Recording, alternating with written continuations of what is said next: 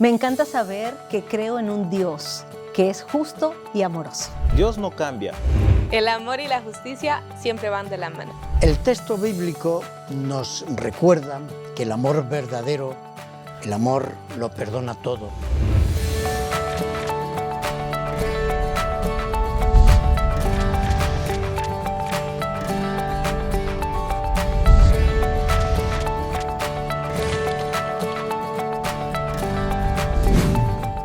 Bienvenidos, queridos amigos, a un nuevo capítulo, una nueva lección de la Escuela Sabática Universitaria. Seguimos con este tema tan interesante de amor y justicia que estamos desarrollando durante todo el trimestre. Para empezar el programa de hoy, después de presentar a mis compañeros que están presentes, me gustaría lanzarles también una pregunta, y es la siguiente. Una pregunta de una breve respuesta. ¿No os parece contradictorio unir amor y justicia? Hola, mi nombre es Thais Erazo y sucede que para mí no existe justicia sin amor. Hola, soy Cristóbal. Para mí es contradictorio si lo vemos desde la perspectiva del hombre, pero desde la perspectiva de Dios no es contradictorio. Mi nombre es Ruth Badilla y para mí es un balance ideal que necesitamos todas las personas.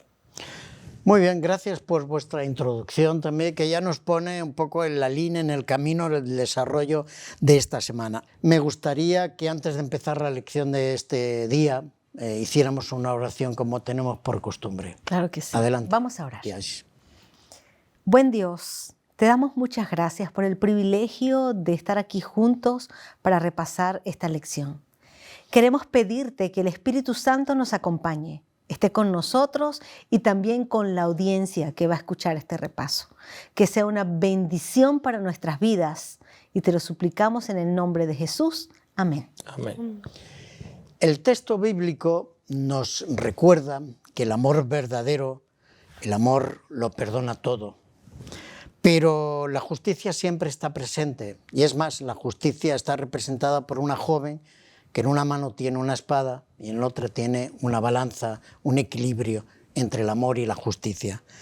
Cuando nosotros aplicamos la justicia, también hay que decir que a veces no está muy cercano el amor con nuestra justicia. Tal vez porque el mundo en el que vivimos es injusto, no sé cómo lo veis. ¿Qué diferencia hay cuando aplica el amor y justicia, nos referimos a Dios, y cuando aplicamos el amor y la justicia y hablamos de nosotros? ¿Qué os parece? Pues a mí me parece muy interesante y quisiera opinar desde el rol que ocupo. Soy mamá y soy una maestra. Y a mí me toca muchas veces ser justa y también ser amorosa. Y en mi caso particular, que soy mamá sola, entonces hay casos donde dice, bueno, su papá aplica la justicia y yo el amor, puede decir la mamá. A mí me toca aplicar las dos. Entonces, yo veo, por eso me parece que una no puede vivir sin la otra. Y también les enseño a mis hijos y a mis estudiantes que el hecho que los ame tanto no significa que voy a poner de lado lo justo. Y por supuesto, no puedo intentar ser justa sin aplicar amor, porque no le encontrarían ellos sentido a la justicia. Y es que muchas veces en la vida práctica se confunde la justicia con el castigo. Ajá. Y a veces para castigar como que queremos dejar a un lado el amor. Y pasa mucho dentro de la paternidad. Es como, no, es que si lo quiere, tiene que castigar. Y vamos distorsionando las cosas. Es que para nosotros es difícil combinar el amor y la justicia, porque la justicia de nosotros no es justa, no siempre. Pero la justicia de Dios, dice, es un Dios recto. La justicia de Dios no podemos disociar porque es parte de su carácter. Así como no podemos quitar el amor de Dios, no podemos quitar la justicia de Dios. Y cuando Él actúa como un todo, porque Él es único. En perfección, es verdadero, no se equivoca. Pero nosotros, como nos equivocamos, ni siempre nuestra aplicación de la justicia es lo mejor.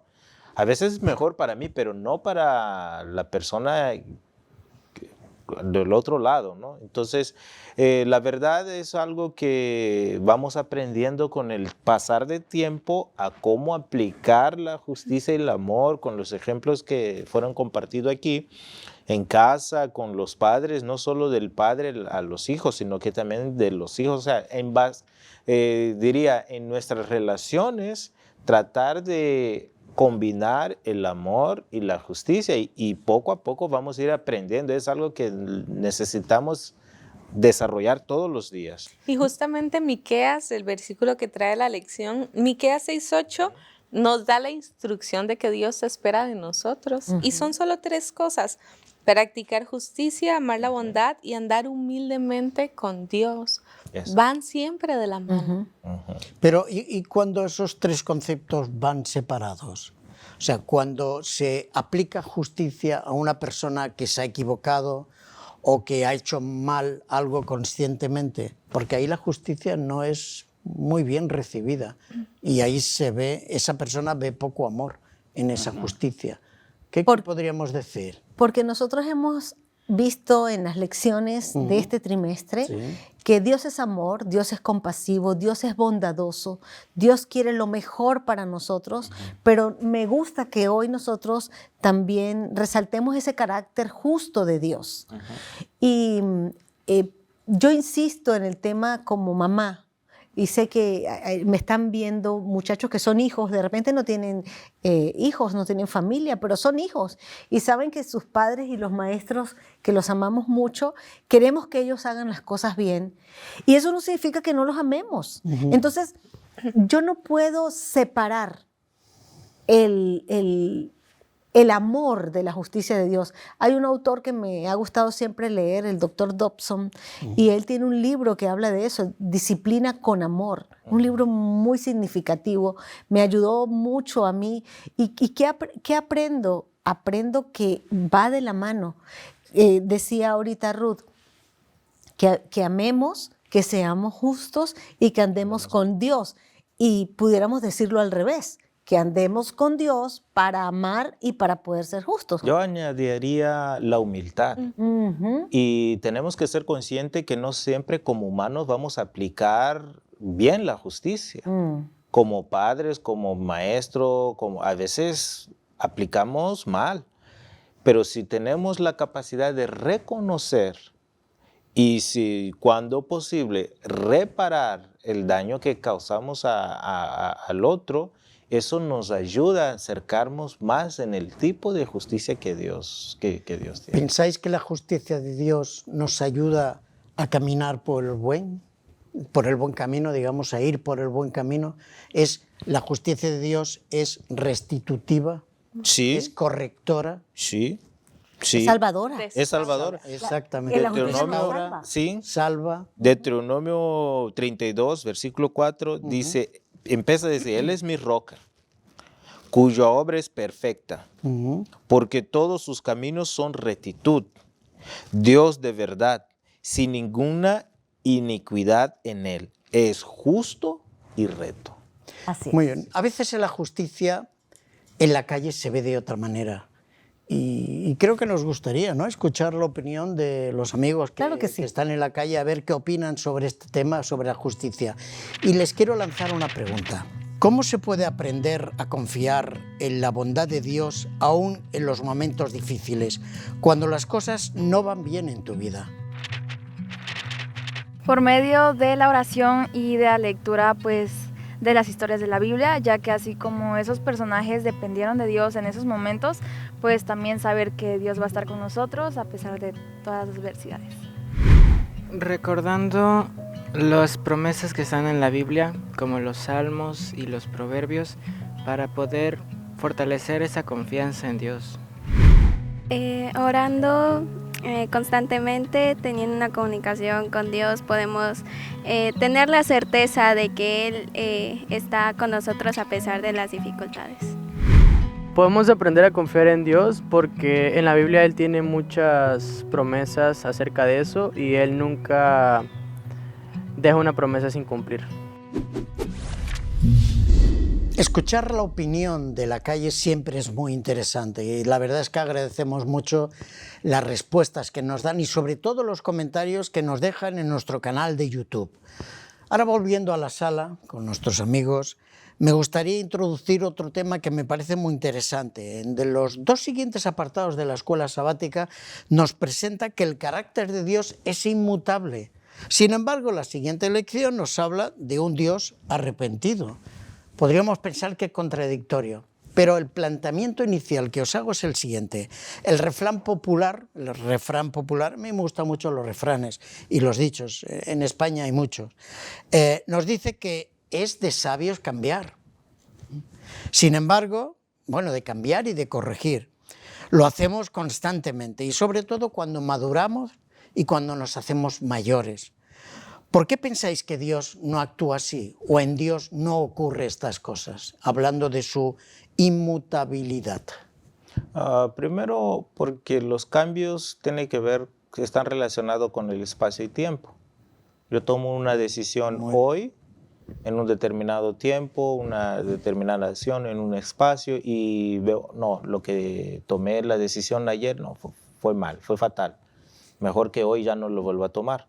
Pero a Dios no le sucede eso porque Él está fuera del tiempo y el espacio. Él es quien creó el tiempo y el espacio. Por eso en Malaquías 3:6 dice que yo no mudo, o sea, no cambio. O sea, Dios no cambia. Entonces, como Él está fuera del tiempo y el espacio, entonces no se aplica. Bueno, pero esto del tiempo y espacio, no sé, me suena muy metafísico.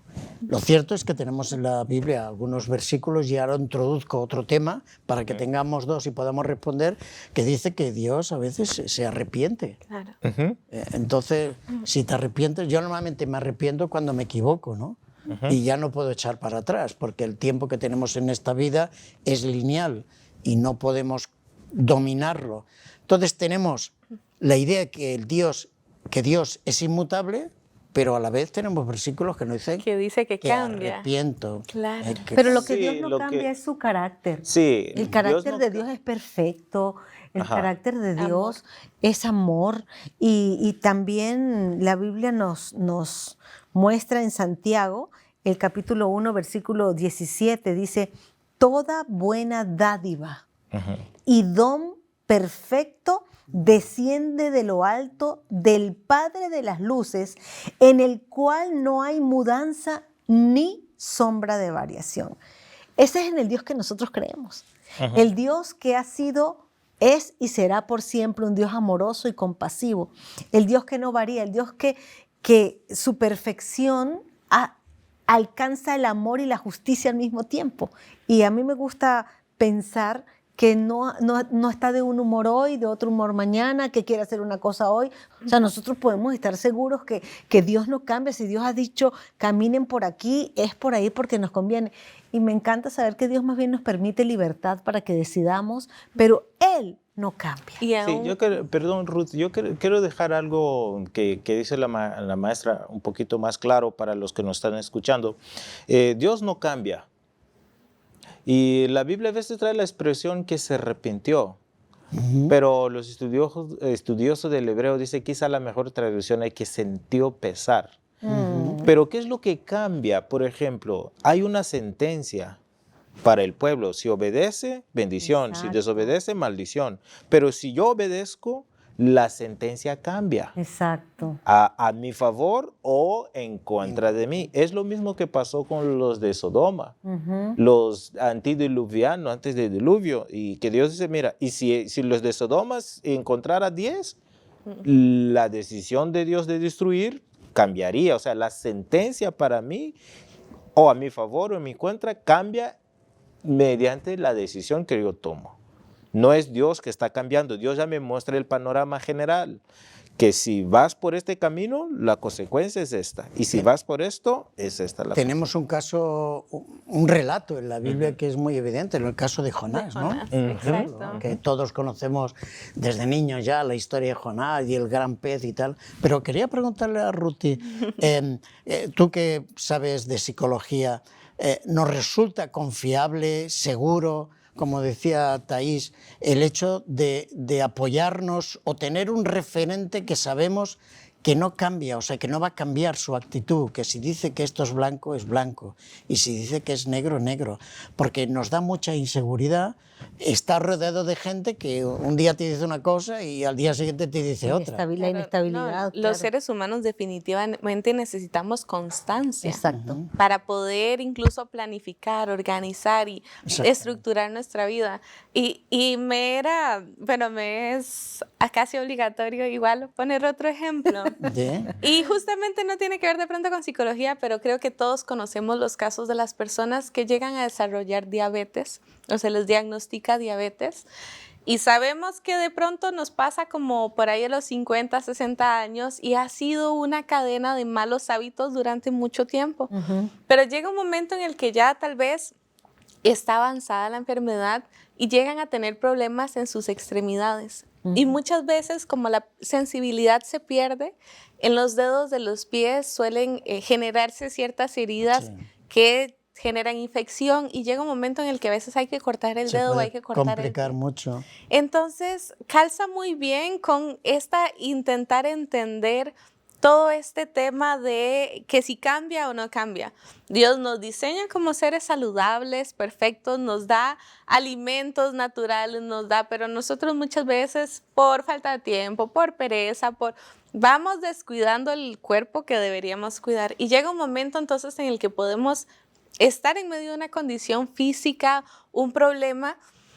Y si llegáramos a estar en esa situación y nuestro dedo se infectó y nos dice el médico, necesito cortarlo antes de que lo que tengas que cortarte es el pie, ¿qué decisión tomarían ustedes? ¿Se dejan el dedo o dicen córtelo? Ya te lo digo en otro momento. Creo que todos, aunque nos duela cortar ese dedo, diríamos, no perder el pie. Exacto, prefiero poder seguir caminando, poder tener una vida un poco más activa. Y me hace pensar, ahora que mencionaban Sodoma y Gomorra, porque el pecado de ellos era tanto que estaba empezando a contagiar a los otros pueblos que vivían alrededor. Y Dios dice, necesito no permitir que esto se expanda más, porque las personas de los otros pueblos también eran hijos de Dios. Sí. Y Él los amaba tanto que quería protegerlos y cuidarlos. Y el fin con Israel era que pudieran reflejar ese carácter y fuera como si de pronto nos dieran una medicina que nos limpia, nos purifica, nos transforma. Y es ahí entonces donde podemos empezar a entender un poquito mejor esto de que me duele, no es de pronto me arrepiento de que no, me duele tanto haberlos hecho, me duele tanto dar esa libertad porque no estamos haciendo un buen uso de ella. Sí. Bueno, en este caso en la elección siempre tenemos la suerte de contar con el experto. Y ahora vamos a hacerle una pregunta a ver qué opina él sobre lo siguiente. ¿Por qué es tan importante reconocer que la gloria de Dios está ligada a su bondad?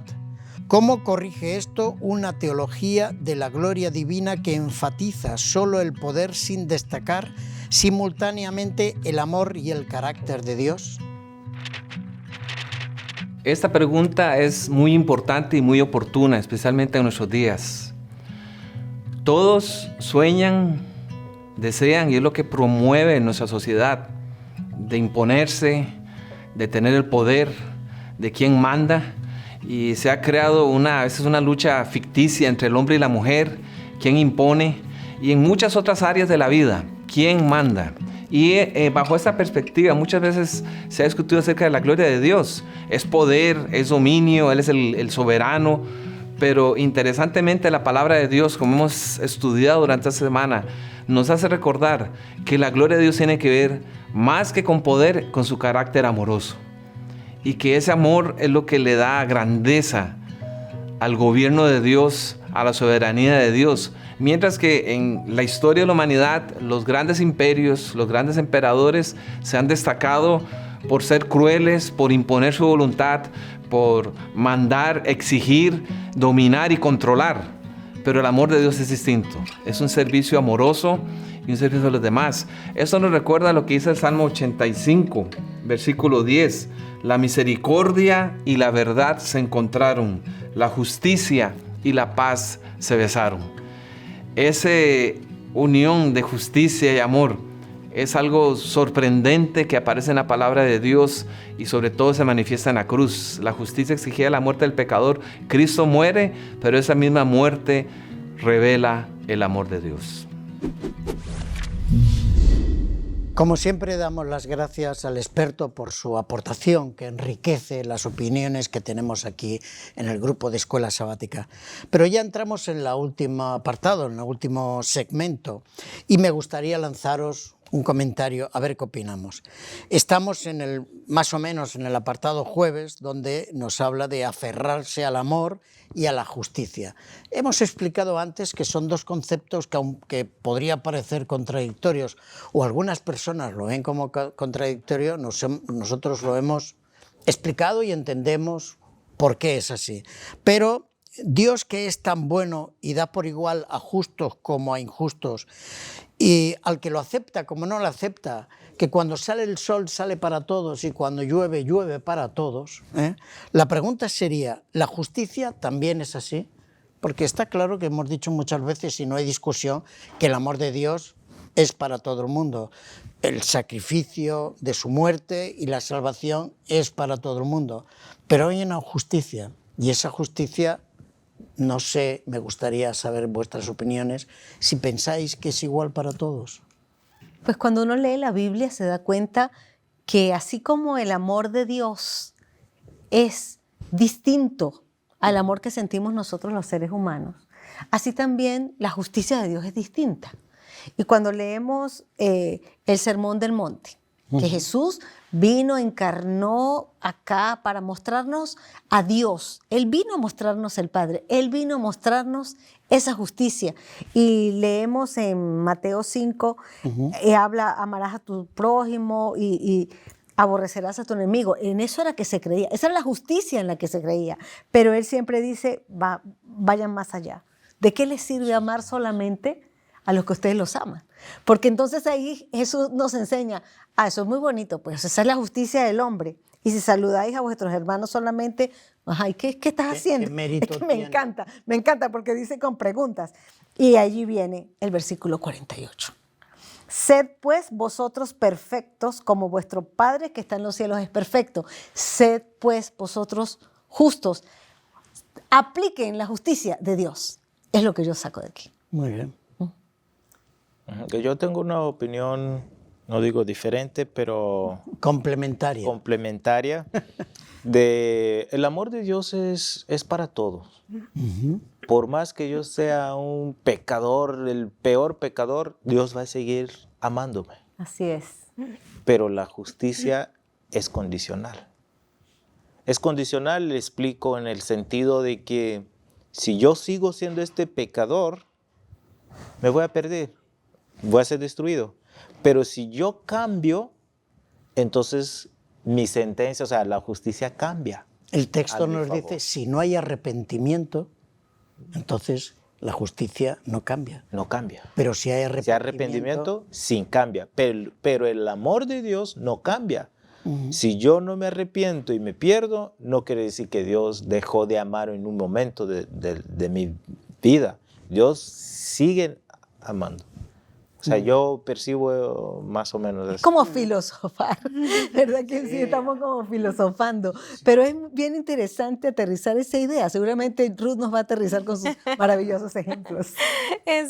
Bueno, para complementar el punto de Cristóbal, es un poco riesgoso de pronto decir que el amor sí, la justicia no, porque antes hicimos énfasis en que van de la mano. No existe una sin la otra y la lección es clara. Debe haber amor en la justicia y debe haber justicia en el amor. Entonces, si tomamos esa primera premisa, necesitamos equipararla en esta otra. La justicia es para todos, pero ¿en qué sentido quiero ser más clara?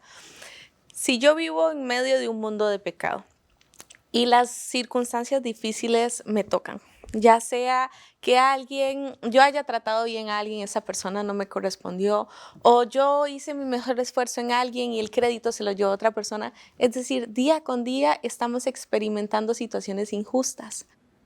Cuando sea el momento en que Dios haga justicia en todos los aspectos, va a ser justicia para mí también.